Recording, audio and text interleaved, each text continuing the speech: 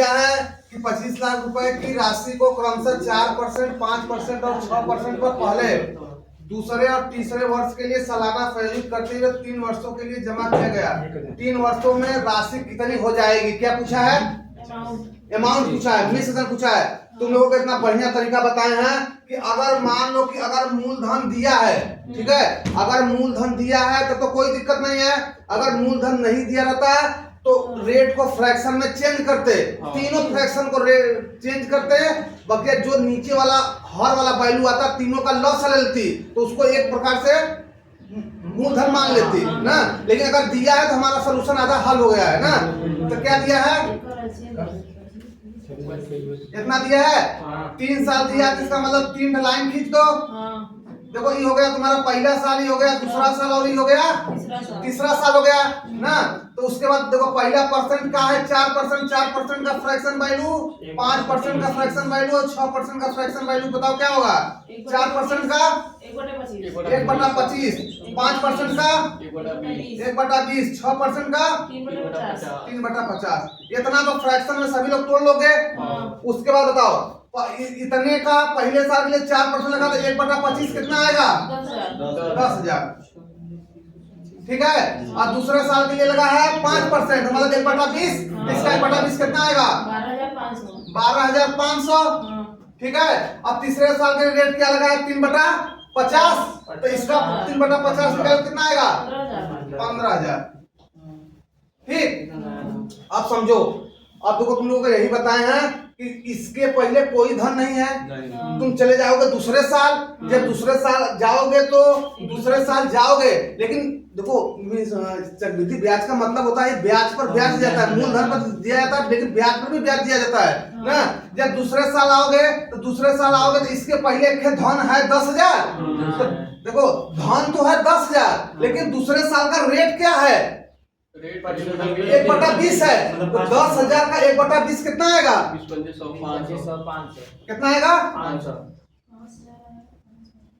500 आएगा ना। सही है ना? सही है। ठीक है, अब देखो आगे देखो। अब तुम चले आओ तीसरे साल ना। तीसरे साल आओगे तो इसके पहले कौन धन है? 1, 2, 3 धन है। लेकिन जब तीसरे साल आओगे तो धन तो ये सब है, लेकिन रेट तो लगेगा तीसरे साल वाला। तीसरा साल का रेट क्या है? 3/50। 10,000 का 3/50 कितना आएगा? 600। 12,500 का 3/50 12,500 का 3/50 कितना आएगा? देखो ऐसे नहीं आता समझ में। देखो 12,500 गुणे 3/50, एक सुना गया 5 दूनी 10, 5 पचे 25, मतलब 250 मतलब 750। ठीक, अब 500 का 3/50 30 आएगा ना। अब तुम लोगों को बार बार बताते हैं जो ये पहला लाइन रहता है वो किसका रहता है? साधारण ब्याज का ना। और ये जब सबको मिला दोगे तो ये किसका रहता है? चक्रवृद्धि ब्याज का। ऊपर वाले को मिला देंगे तब वहां पर। हाँ, अब जब सबको जोड़ लोगे तो क्या रहता है? चक्रवृद्धि मिश्र धन। तो हमको सवाल में क्या पूछा है? चक्रवृद्धि मिश्र धन। तो इसको पहले जोड़ लो, कितना आएगा? जोड़ लो। 25,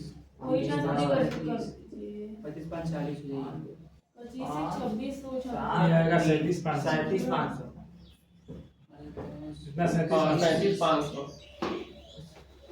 जोड़ लो ना, सबको जोड़ लो।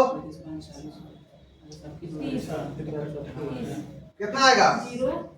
0 8 5 5 10 तो 16 16 7 23 23 की आप लगल 2 5 2 7 9 3 हो जाएगा। कितना आ गया? 39,380। क्या आया है? चक्रवृद्धि ब्याज आया है। अभी तो इसी को जोड़े हो ना।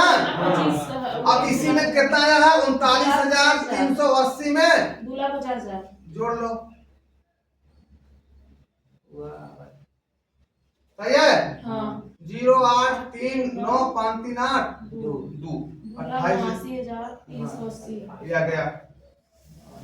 ठीक है। अब इससे भी बढ़िया तरीका इको देखो, ये वाला तरीका सीखने से कहा है कि तुमको कुछ भी पूछेगा चक्रवृद्धि ब्याज में सब कुछ बता देगा। नहीं तो इसको एक लाइन भी लगा सकते हो। देखो 4% का फ्रैक्शन वैल्यू कितना है 1/25, इसका मतलब कि 25 से 26 और 5% का 20 से 21, हाँ 50 से 53, 50 से 53 हाँ गुणा करो कितना आएगा 25 दूनी 50, 5 25 25 कितना आएगा। हाँ और इसका कितना आएगा 28 9 38 आएगा ना। अब देखो, अब यही पर समझना है तुमको। ई क्या है, पी है, ई क्या है मिश्र धन है। जब इसके बीच में अगर तुमको चक्रवृद्धि ब्याज पूछता तो इसके बीच का अंतर चक्रवृद्धि ब्याज आता है ना। लेकिन तुम्हारा यहाँ पर मूलधन दिया है इतना, लेकिन सवाल में कितना दिया है, कौ गुना पे है 10 गुना पे, इसका भी 10 गुना कर दो। बताओ एक लाइन लग गया कि नहीं। हाँ ठीक, सब तरीका बताया तुम लोग, जैसे अच्छा लगे उससे लगाओ।